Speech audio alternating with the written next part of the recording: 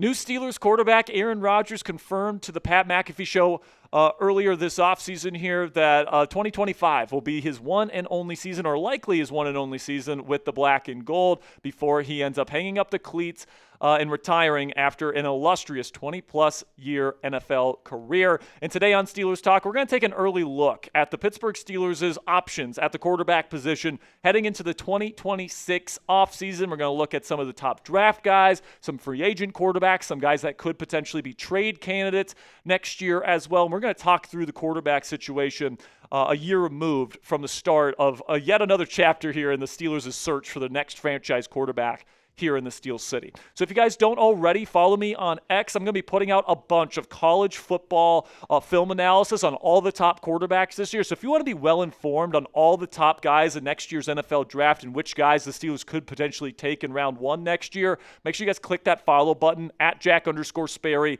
on X. I greatly appreciate all of your guys' support. So no matter what, guys, I'm going to start with this, okay? No matter what happens this year with Aaron Rodgers, I would expect the Pittsburgh Steelers to definitely be in the market to take a quarterback in round one of the NFL draft next year. Of course, next year's draft is held in Pittsburgh. I don't think the Steelers are going to want to miss out on an opportunity to really have a really special moment for this fan base. Hearing the name of their next franchise quarterback called in the city that he'll be playing would be a truly special moment for this franchise and for this city and for this fan base. And I think really the only way that they don't do that is if they're really impressed with Will Howard, the sixth-round rookie out of Ohio State this year. And let's say at the end of the season, Aaron Rodgers says, sayonara, I'm retiring, but hey, this Will Howard guy, this guy's the real deal. You need to start him next year. I think that's really the only way that they don't end up taking a quarterback in round one next year of some kind. And when it comes to the top quarterbacks, like right now, at this point in time, we don't know for sure who's going to be in that first-round conversation. We don't know where the Steelers will be selecting. But these are the 10 names that I would say keep your eye on that I've been impressed with in my early film study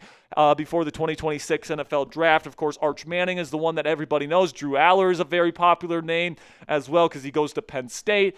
Garrett Nussmeier, LaNorris Sellers, I think is a really Mike Tomlin-esque type of athlete who's just special with his size, arm strength, and rushing ability combination. John Mateer out of Oklahoma, keep your eye on him. Bendy arm talent, really good anticipation, really like his film as well. But there's some really good and talented quarterbacks that could be first-round picks in college football this year. If you guys want a more in-depth look on all of these guys, we actually did a video a couple weeks ago taking a first look into the top quarterbacks in the NFL draft class for next year. So I'll put the link to that one in the comments and description of today's show and put the chip in the top right if you want to check that out. But make no mistake here, guys, the Pittsburgh Steelers, even though they are probably going to be bringing in a rookie in round one next year, I do expect them to also bring in some sort of veteran to help mentor that quarterback in the Steelers quarterback room next year. Now, I think there's two scenarios that the Steelers could go down here. Okay, the first scenario here is that they could sign or trade for a veteran QB1 to be their starter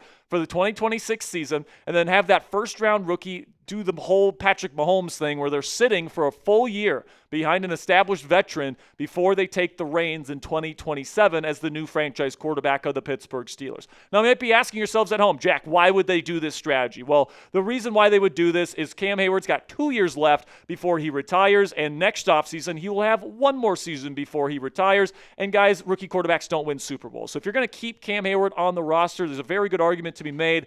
The starting quarterback needs to be a veteran to try and at least give this team a chance to win a Super Bowl while Cam Hayward is still here in Pittsburgh. And if the Steelers have a good season this year, let's say they get close to a Super Bowl, I don't know if their plan is going to be to completely rebuild behind a new starting quarterback that's a rookie. I think they're probably going to prefer an established veteran that can help them try and win a Super Bowl before Cam Hayward retires. When it comes to this scenario, I think the more likely scenario is that they end up trading for a quarterback. Now, these are 10 names to consider that, Matthew Stafford has had some offseason issues with the Rams in the past. Is it possible he could be back on the trade block next year? Baker Mayfield, if he disappoints in Tampa this year, is it possible that they could potentially trade him? Trevor Lawrence, somebody that was connected to the Steelers this year and kind of a shady report, to be honest. But if he has another down year in Liam Cohen's offense, I could see him get dealt. Sam Darnold, if they're really enamored with Jalen Milroe there in Seattle, Darnold could be a trade asset for them next offseason. Kyler Murray, another guy that if he has another down year in Arizona, he could be on the trade block. Tua Tagovailoa would not be my first option because of his lack of arm strength, but he's another guy that could be on the trade market next year. Justin Fields, the Steelers like Fields' skill set, and if he does a decent job in New York this year and they end up drafting a new quarterback next year, Fields could once again enter the fray for the Pittsburgh Steelers, and a return could be possible. Bryce Young is another young quarterback that's going to be on the hot seat this year, and then Michael Penix Jr., another guy that could be in a make-or-break season depending on how he plays, and Tyler Shuck as well, a rookie out of Louisville this year, where if the Saints are drafting in the top 3, they're taking a new quarterback. The Steelers are very enamored with Tyler Shuck this year. They didn't have a first-round grade on him, but Arthur Smith did like him quite a bit. If he shows some promise, it wouldn't shock me if Shuck is once again on the Steelers' radar here in 2026. Now, honestly, guys, when it comes to the free agency market in this scenario where you're looking for an established starting quarterback, there's not going to be a ton of good free agent quarterbacks that hit the open market next year. All right, the best one you can make an argument is like Daniel Jones or Russell Wilson. Obviously, Russ, I think he's still on good terms with Mike Tomlin, but I don't think the Steelers necessarily want to do business with him again.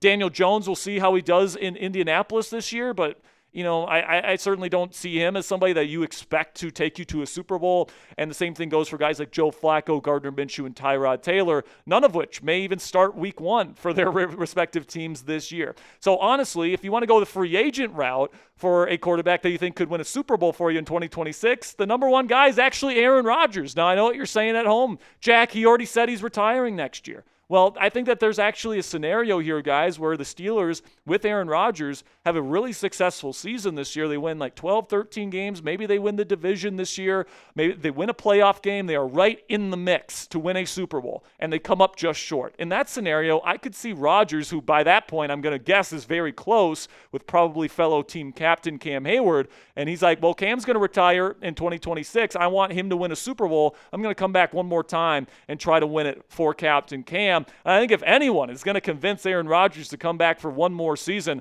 I think it's going to be Coach Tomlin, who Aaron Rodgers, the way that he talks about Mike is like they're already best friends. Like they talked every single week during the offseason.